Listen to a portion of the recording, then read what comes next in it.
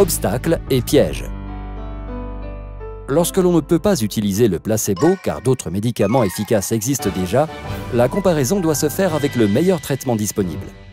La sélection des patients dans les essais cliniques, par exemple choisir uniquement des hommes adultes jeunes au lieu d'inclure des femmes, des enfants ou des personnes âgées, c'est-à-dire des populations plus fragiles, peut affecter les résultats de l'essai et le rendre inapplicable en pratique médicale. L'évaluation de l'efficacité d'un médicament comporte aussi quelques pièges. Ainsi, un taux de cholestérol élevé est un facteur de risque pour l'infarctus du myocarde.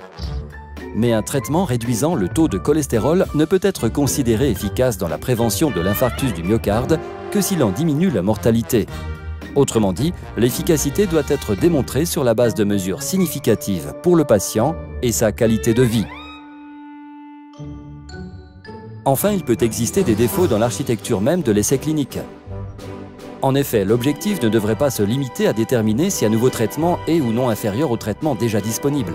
Les essais cliniques doivent être conçus pour comprendre si le nouveau traitement est meilleur que les traitements existants.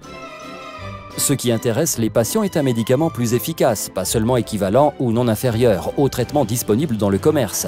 La santé de tous les citoyens de l'Europe doit être protégée et promue par les décisions des services et autorités de santé fondées sur les résultats de la recherche clinique. L'Union européenne, qui finance des essais cliniques internationaux sur les nouvelles thérapies, peut jouer un puissant rôle moteur en favorisant une meilleure organisation, transparence et indépendance des essais cliniques.